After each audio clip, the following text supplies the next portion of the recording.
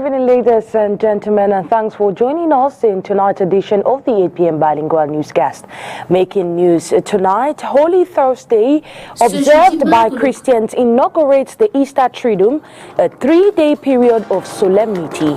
Across different archdioceses in Cameroon, there has been a Christian Mass with priests of renewing their vows, commemorating Jesus' final meal with his disciples. In sports, Chindo John Bosco scores a hat-trick as Young Sports Academy defeats Dynamo of Douala 3-2 in match day 2 of the MTN Elite 1 playoff up. Well, we will bring you a roundup of all these games played today in Douala. Good evening once again. If you're just joining us, it is the 8 p.m. Bilingual Newscast right here on Spectrum Television. Oriane Donkeng opens this news in the French language. Good evening to you, Oriane. Bonsoir, Onila Donette. Mesdames et messieurs, bonsoir et bienvenue au journal. Nous débarrons en religion ce jeudi 10 pour les chrétiens marque le premier des 3 jours du Triduum pascal dans l'archidiocèse de Yaoundé. Les prêtres se sont réunis autour de l'évêque pour la messe chrismale. Cet arrêt majeur de la commémoration du dernier repas de Jésus avec ses disciples permet aux prêtres de renouveler leurs vœux. Inès Pangan et Dieudonné Niassa. Ce jeudi marque le premier des 3 jours du Triduum pascal et les derniers de la semaine sainte avant la Pâque. Pour l'occasion, dans l'église catholique romaine, les prêtres d'un diocèse se réunissent autour de l'évêque pour célébrer la messe chrismale. Dans l'archidiocèse de Yaoundé, pour alléger le programme des messes, elle se fait une semaine avant ce jour. Pendant cette messe que les prêtres font le renouvellement de leurs promesses, l'évêque bénit les saintes huiles qu'on va utiliser durant toute l'année, l'huile de catéchumène, le saint crème et l'huile pour l'onction des malades. Mais pour que le jeudi saint ne soit pas touffu, cette messe chrismale est souvent précédée. On la célèbre la semaine avant le jeudi saint. Et pour le cas de cette année, nous l'avons déjà célébré la semaine passée avec autour de l'évêque à la cathédrale. La messe du jeudi saint commémore aussi la mise sur pied de 2 sacrements lors du dernier repas pris par Jésus avec ses disciples avant son arrestation. Cette scène du Seigneur qui marque également l'institution des 2 grands sacrements que sont le sacrement de l'ordre et le sacrement de l'Eucharistie. Autre temps fort de cette célébration vespérale du jeudi saint, le lavement des pieds où le prêtre lave le pied droit de 12 fidèles. Il est à noter que le jeudi 5 est aussi observé chez les protestants. On y fait mémoire de la première scène relatée dans la Bible. La tonalité du culte du soir est à la fois joyeuse et grave, joyeuse en raison de la communion avec le Christ et grave car elle annonce la souffrance et la mort du Christ. The Holy Thursday commemorates the Last Supper, also known as Maundy Thursday. This is observed during the Holy Week, that is before Easter. How did Christians here in Douala commemorate today? Well, let's find out in this report. The Thursday before Good Friday is celebrated worldwide by Christians as the Holy Thursday, a day which commemorates the institution of Jesus Christ, of the sacrament of the Eucharist and the feast of the priest. Ce jeudi saint, nous le passons dans la prière déjà. Nous célébrons 2 We are spending the Holy Thursday in prayers. We are celebrating 2 things: the institution of the ministerial work by Christ, the feast of the priest, and at the same time the Last Supper. For Christians, priests, this is a very important moment. Donc pour nous prêtres, pour nous chrétiens, cela est un moment très important. A day which starts with a Christian Mass brings together priests of the diocese around the bishop for the blessings of the sick. It ends with a Mass of the Last Supper that opens the Paschal Triduum. La plupart des diocèses, en matinée, c'est la messe chrismale. Donc cette messe pendant laquelle tous les prêtres se retrouvent autour de leur For most churches, we have the Chrism Mass. All priests come together and pray. And in the evening, another Mass is held, the Last Supper. Pendant lequel on se souvient du jour où Jésus a institué le sacrement de l'ordre et le sacrement de l'Eucharistie. This Holy Thursday is part of the Paschal Triduum, which comprises of the Good Friday and the Easter Sunday. Loin de la religion, les membres du Conseil constitutionnel, nommés le 18 janvier dernier par décret présidentiel, prêtent serment le mardi 2 avril 2024. À cet effet, le Parlement est convoqué en congrès ce même mardi dès 11h. Au lendemain de la sortie de Paul Atangandji au sujet du Parti camerounais pour la réconciliation nationale, les analystes politiques se disent inquiets de l'avenir de cette formation politique. Selon eux, l'on devrait s'attendre dans les prochains jours à voir Cabral Libye et même son équipe changer de parti dans la perspective des échéances électorales de 2025. Olivier Bouzik. Paul Atangandji rejette la décision du PCRN portant exclusion définitive de Robert Kona, cofondateur du parti. Pour le ministre de l'administration territoriale, cette décision a été prise en violation des textes du parti. Selon l'analyste politique Abakar Mefiré, il s'agit d'une situation embarrassante. La qualité de cette sortie qui est quand même, on peut le voir, dénuée de toute forme d'élégance politique et même qui est questionnable sur le plan juridique, même si beaucoup est à reprocher sur la démarche justement juridique de celui qui est d'abord et avant tout un homme de science et précisément un homme de droit, à savoir l'honorable Cabral Libye. Quand on a vu Cabral Libye et toute son équipe agir face aux manipulations et instrumentalisations de Robert Kona, tous les hommes de droit se sont posés beaucoup de questions. Est-ce que le sentiment politique a aveuglé le juriste qu'est l'honorable Cabral Libye pour qu'il n'agisse que sur le terrain politicien? On peut bien avoir envie de le croire, parce que la réponse à son exclusion par une autre exclusion, quand même, est questionnable à plus d'un titre. Est-ce que c'était la meilleure approche? Est-ce que c'était la meilleure méthode pour le juriste qu'est Cabral Libye? Nous pensons qu'ils auront eux-mêmes contribué, les défenseurs du camp Cabral Libye, pour dans le PCRN, ils auront contribué eux-mêmes à donner le fouet au Moulinex national pour qu'il les justement écrase à petit feu. Pour lui, l'ingérence du MINAT dans la gestion du PCRN aura un impact négatif sur la participation du parti aux élections prévues en 2025. Donc, sous le manteau du PCRN, de plus en plus, on peut bien voir que le Moulinex national, le ministre de l'administration territoriale, a pour mission justement de faire plonger au calendrier grec le rêve du jeune Cabral Libye et de tous ses sociens. L'avenir politique avec le PCRN devient incertain, parce qu'il faut déjà peut-être après cette tentative de résister de Cabral et les autres, il faut penser déjà peut-être à une autre voie s'il veut à tout prix, comme c'est le cas, être candidat à l'élection présidentielle de 2025. Robert Kona envisage tenir l'Assemblée générale du parti d'ici au 15 avril prochain. La même Assemblée générale, organisée par Cabral Libye en décembre 2023, avait été interdite par les autorités administratives. Le gouverneur de la région du Centre a reçu ce jour à Yaoundé l'ex-équature accréditant le consul de Namibie au Cameroun. Son Excellence Massé Dombo Koki aura pour mission de renforcer les liens entre les deux pays dans tous les domaines. Je vous propose à présent d'écouter un extrait de la communication de Nasseri Paul Biya, le gouverneur de la région du Centre.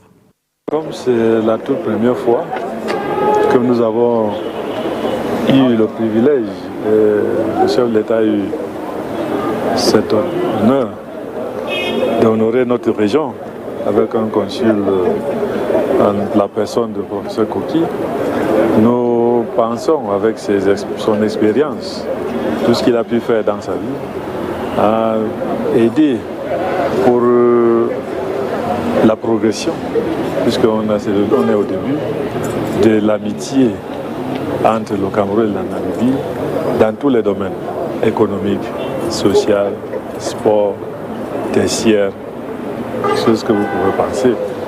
Parce que c'est un pays qui n'est pas trop connu dans notre secteur, dans notre pays, mais qui ont beaucoup de potentialités.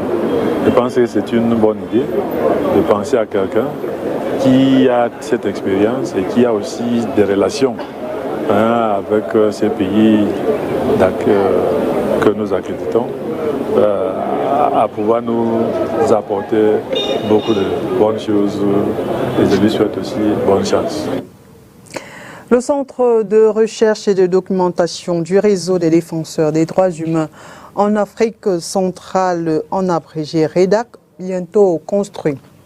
La pose de la première pierre du bâtiment posé le 26 mars dernier par le président de la Commission africaine des droits de l'homme en séjour au Cameroun. Reportage.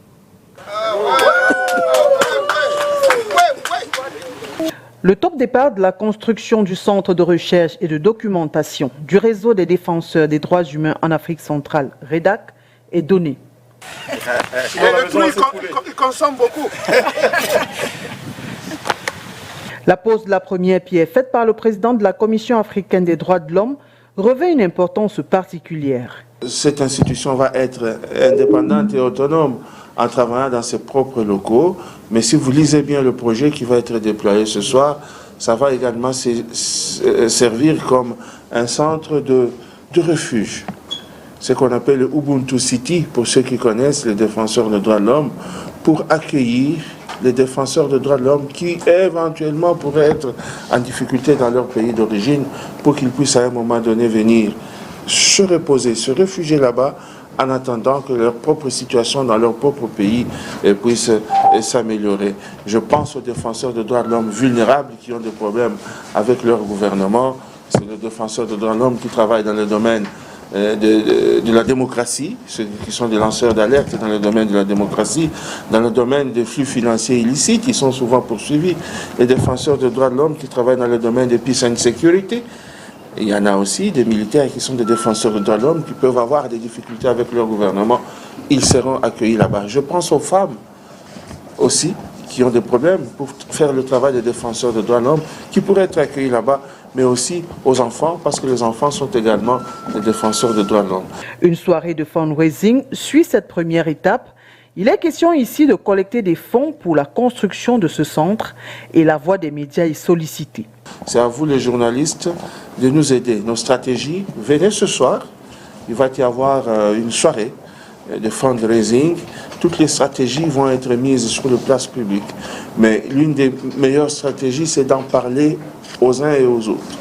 Et vous les journalistes, si vous êtes les multiplicateurs des informations, plus vous en parlez, plus ce projet sera connu, parce qu'il n'y a pas encore de fonds pour construire ce centre. Nous sommes à la recherche de moyens, et les moyens, pour le rechercher, il faut d'abord commencer par en parler, faire connaître le projet, vendre le projet pour le voir être financé un jour par les bailleurs de fonds qui sont nombreux. L'argent dort quelque part, mais il faut aller le chercher. La présentation du projet architectural a constitué l'autre volet de cette soirée. Rappelons que ceci rentre dans le programme de visite de 2 jours du président de la Commission africaine des droits de l'homme au Cameroun à l'invitation du REDAC. Il a, au cours d'un échange académique, fait le point de la situation des droits de l'homme en Afrique. Parlons santé à présent. Où en est-on avec le vaccin contre le paludisme au Cameroun? 3 mois après son lancement, plus de 15 000 enfants ont déjà reçu ce vaccin antipaludique et 42 sur 200 districts de santé qui existent au Cameroun sont couverts. Ces chiffres sont donnés par les responsables du programme national de lutte contre le paludisme au Cameroun. Plus de détails avec vous, Makeda Lidinution. Au 26 mars 2024, plus de 15 000 enfants ont déjà reçu le vaccin contre le paludisme. La statistique est donnée par le secrétariat permanent du Programme national de lutte contre le paludisme. Dans le même ordre d'idées, 42 districts de santé sur plus de 200 existants sont couverts depuis le lancement en début d'année 2024 de la vaccination systématique des nourrissons de moins de 6 mois au Cameroun. Le vaccin RTS-S est le tout premier vaccin antipaludique homologué par l'Organisation mondiale de la santé OMS. Novembre 2023, le Cameroun avait réceptionné 331 200 doses. Désormais, notre pays veut commander des doses supplémentaires afin de couvrir les besoins dans toutes les 10 régions. Lancé le 22 janvier 2024 au Cameroun, le vaccin antipaludique marque une étape importante dans la prévention et la lutte contre cette maladie, surtout que le Cameroun fait partie des 11 pays les plus touchés par le paludisme dans le monde. En 2021, notre pays a enregistré plus de 3 millions de cas et près de 4 000 décès, d'où l'espoir suscité par la venue du premier vaccin antipaludique RTS-S. Dans la foulée, l'OMS a préqualifié le R21, un deuxième vaccin contre le paludisme. News out of the country. In Malawi, hope has come for elderly people banished from their homes, some of whom over accusation of practicing witchcraft. While charity organization in the capital is providing homes and food for these elderly people. Let's listen to this report as filed in by our partners, the Voice of America. 24-year-old Deborah Mbali runs Mbambande Elderly Home in a rural area of Malawi's capital, Lilongwe, hosting 85 elderly people, many from surrounding areas. They include 35 men and 50 women between the ages of 70 and 100. We provide food for them, we clothe them, we give them basic needs that are needed in the life of an elderly person, and also we take care of their medical bills. The elderly people here take part in various activities to keep themselves physically fit and try to live life free from worries. Mbali started the foundation in 2020 as a social media platform, interviewing successful women and posting the interviews on Facebook. However, Mbali changed focus in 2022 after noticing the suffering elderly people in Malawi go through. Elderly people are abused every day. They are stoned, they are killed, some they are burnt because of accusations of witchcraft. Various local media here have long reported incidents of mob attacks and killings of elderly people suspected of practicing witchcraft. Government statistics show that witchcraft-related attacks and killings targeting elderly persons went up from 21 cases in 2022 to 29 last year. Among the targets was 89-year-old Biniwe Chabwira, whose children and relatives attacked him last year for allegedly having a hand in the death of his grandson. When I tried to run away, some people grabbed me by the arms and legs, while others were beating me up on my head. I was severely bruised. One of my children produced a machete to cut my throat. Chabwera was rescued by members of the community policing in his village. They took him to nearby police station where he was kept for 2 weeks before the Mbambande charity offered to accommodate him.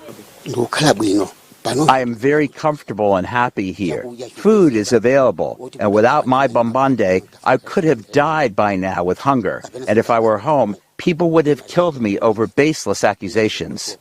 Besides providing food, the charity has constructed a house for neglected elderly people lacking decent houses, like Nastima Chikadwara, who is 81 years of age.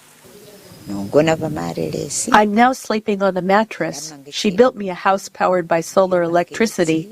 I'm so proud now, but the only problem I face is lack of food. The charity, however, also welcomes elderly people who stay in their homes but come by to eat breakfast and lunch at the institution.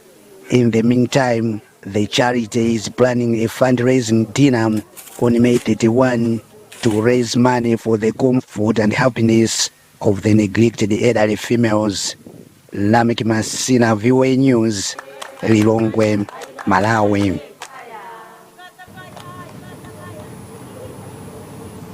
Suivons à présent le round-up de l'actualité en Afrique avec nos partenaires de la Voix de l'Amérique. Le Burkina Faso prolonge d'1 an le décret de mobilisation générale pour lutter contre les groupes djihadistes. Les jeunes gens de 18 ans ou plus, non membres des forces armées et physiquement aptes, seront appelés à s'enrôler selon les besoins des autorités. Présidentielle au Sénégal, l'opposant Bassirou Diomaye Faye l'a largement emporté dès le premier tour avec 54,28% des voix, loin devant le candidat du pouvoir Amadou Ba qui totalise 35,79% selon les résultats finaux provisoires proclamés mercredi. Au Nigeria, les 137 élèves enlevés le 7 mars par des bandes armées dans le nord-ouest et libérés dimanche devaient rentrer chez eux à Kuriga ce jeudi. 6 d'entre eux ont dû être hospitalisés à Kaduna pour blessures. À Madagascar, 11 personnes ont trouvé la mort lors du passage du cyclone Gaman qui a aussi fait plus de 7000 sinistrés. 6 personnes sont mortes noyées tandis que 5 autres ont été tuées par l'éboulement de maisons ou des chutes d'arbres. In sports, Young Sports Academy and Victoria United lead the playoff up table with 6 points after an exceptional outing in match day 2 at the Reunification Annex Stadium today. Well, Yosa threw a hat-trick by Chindo John Bosco saw Dynamo of Douala 3-2 while Victoria United defeated Gazelle FA by 1-0. Let's go listen to this report for more details. Chindo John Bosco nets a hat-trick for Young Sports Academy as the side saw Dynamo of Douala 3-2 match day 2 of the Elite 1 playoff up. The game, rich in tactics and intensity, will see Yosa take the lead at 28 minutes through a beautiful goal by John Bosco, but Captain Joseph Momaso will equalize for a bomber job 2 minutes later. From minutes of tussle and failed attempts by both sides, Yosa will be handed a spot kick in additional time after Andy Ogbe was brought down in the box. Chindo will step up for his team, but his shot will be saved by Anya Derrick, with the Bamenda-based club's captain slotting in a rebound to make it 2-1. The score will remain unchanged as both sides go into the dressing room. In the second half, John Bosco will complete his hat-trick at the 50th minute.